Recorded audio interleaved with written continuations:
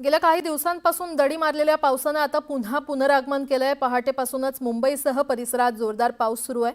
मुंबईकरांचं तसंच पर्यटकांचं मुख्य आकर्षण असलेल्या मुंबईतील गेटवे ऑफ इंडिया परिसरात जोरदार पाऊस सकाळपासूनच सुरू आहे। तिकडे मरीन ड्राईव्हला मुसळधार पाऊस कोसळतोय, तर मुंबईकरांसह पर्यटकांनी या ठिकाणी पावसात भिजण्याचा आनंद घेतलेला आहे। थेट जाणार आहोत, आमच्या प्रतिनिधी सुस्मिता भदाणे पाटील आपल्याला अधिकची माहिती देतील। सुस्मिता, सध्या मुसळधार पाऊस मुंबईमध्ये सुरू आहे, काय सद्यस्थिती?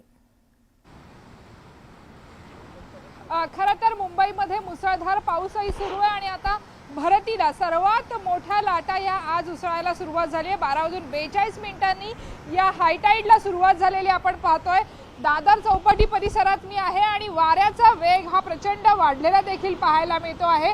एकूणच कमी दाबाचा पट्टा सक्रिय झाल्यामुळे मुंबईमध्ये आपण बघतोय की मोठ्या प्रमाणात या भरतीच्या वेळेला सुरुवात झालेली आहे।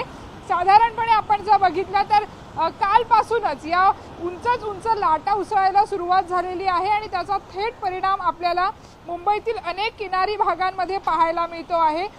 4.66 मीटर उंचीच्या म्हणजे सर्वात उंच या लाटा या ठिकाणी उसळताना पाहायला मिळतात। समोर आपण बघतोय की लाल सतर्कतेचा झेंडा देखील लावण्यात आलेला आहे। समुद्र हा खवळलेला आहे, त्यामुळे नागरिकांनी पर्यटन स्थळी जाऊ नये अशा पद्धतीच्या सूचना सुद्धा देण्यात आलेल्या आहेत। ज्या पद्धतीची परिस्थिती मुंबईतील किनारी भागांमध्ये आहे ती बघता पावसाचा जोर जर याच भरतीच्या वेळेला वाढत राहिला तर मात्र याचा थेट परिणाम अनेक सखल भागांमध्ये पाणी साचल्याचं आपल्याला पाहायला मिळेल। वाऱ्याचा वेग हा 40 ते 50 kmph पर्यंत 40 ते 50 kmph पर्यंत झालेला पाहायला मिळतोय।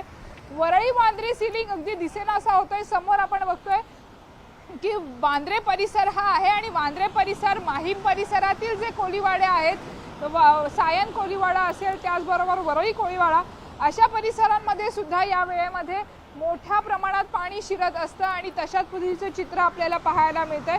उसळलेला खवळलेला हा समुद्र मुंबईचा अरबी सागराची जी किनारपट्टी भाग आहेत, मग त्यामध्ये दादर चौपाटी, गिरगाव चौपाटी, जुहू, वर्सोवा अशा सगळ्याच किनारपट्टी भागांमध्ये प्रशासनानं अलर्ट दिलेला आहे।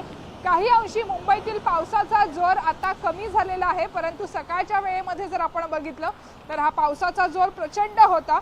त्यामुळे आता काहीशी पावसाने जर उसंत घेतली तर मुंबईतील अनेक सखल भागांमध्ये पाणी भरणार नाही, परंतु अलर्ट मात्र प्रशासनाकडनं उद्यासाठीही देण्यात आलेला आहे।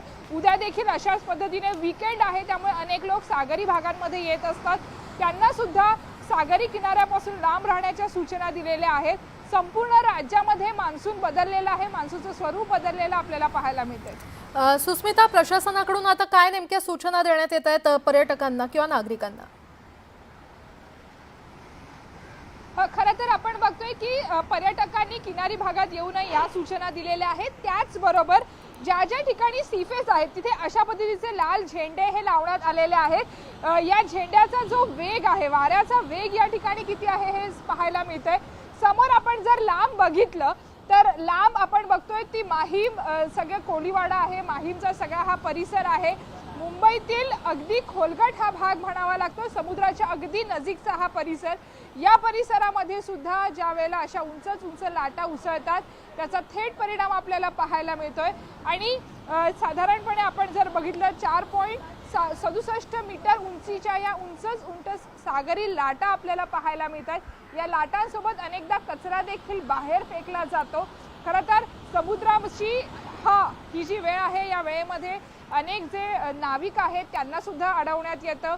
कुठल्याही पद्धतीने बोट किंवा जहाज यांना या वेळेमध्ये शिरकाव करू दिला जात नाही, कारण अनेक आपत्तीजनक परिस्थिती यामध्ये निर्माण होऊ शकते। परंतु ज्या पद्धतीची ही दृश्य आपल्याला पाहायला मिळतात, ही दृश्य इतकी बोलकी आहेत की नेमकं आता वाऱ्याचा वेग किती आहे, किती मोठ्या प्रमाणात समुद्राला भरती आलेली आहे हे आपल्याला एक प्रकारे नागरिकांनी देखील काळजी घेण्याची सूचना देण्यात आलेली आहे। सुस्मिता, धन्यवाद या सविस्तर माहितीसाठी। यासोबतच